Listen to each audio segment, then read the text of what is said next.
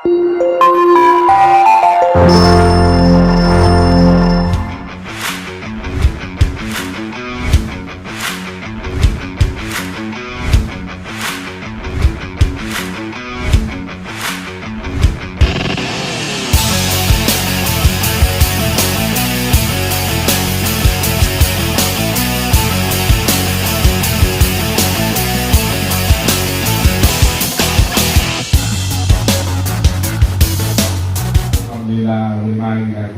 untuk bersama meraihkan, menyantuni ibu-ibu ayah.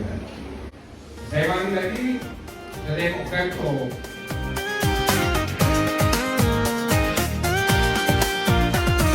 cahaya pagi menyinari, semangat baru kami berdiri.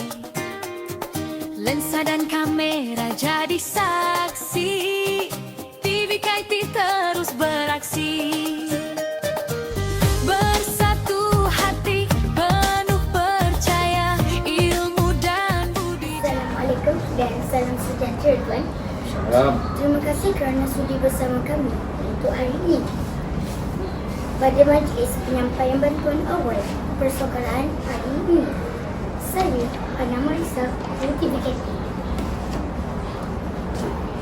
Boleh kita mulakan Tuan? Boleh? Bolehkan?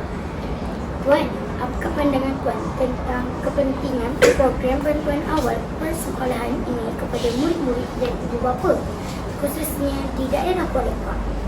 Okey, terima kasih. Terima kasih.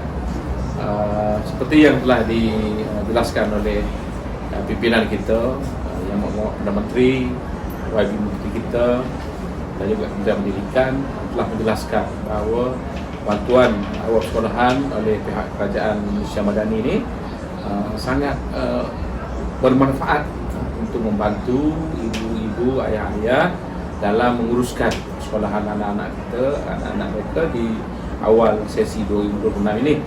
Lebih lagi dalam keadaan sosio-ekonomi kita di daerah Kuala Lumpur ini, yang ialah kebanyakan ibu ayah yang bekerja di kampung dan sebagainya yang sangat memerlukan bantuan, dan bantuan ini memang besar maknanya kepada ibu dan ayah dalam mengurus keperluan anak-anak.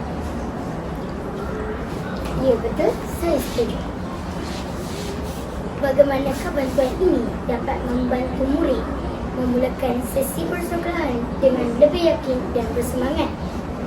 Dari segi moral, murid-murid, dengan adanya bantuan ini, ibu ayah boleh berbelanja untuk beli pakaian baru ataupun perlengkapan persekolahan, beg baru dan sebagainya.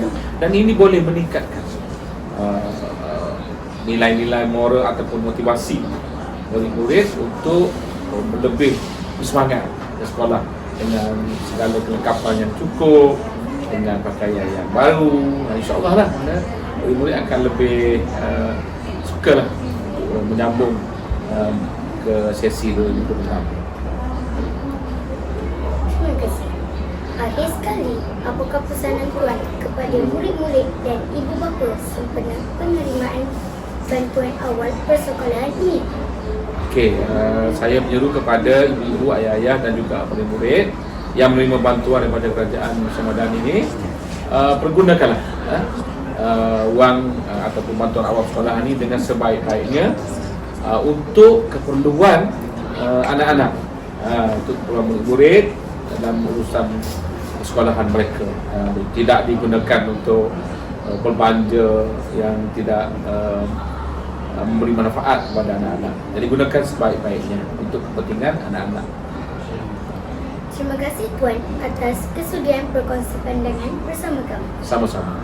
Bersama guru tunjang berjaya, mari kita cipta sejarah. Assalamualaikum Cik. Waalaikumsalam.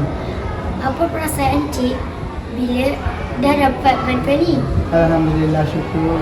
Sedikit sebanyak dapat membantu membeli perlengkapan sekolah anak-anak. Terima kasih kerajaan.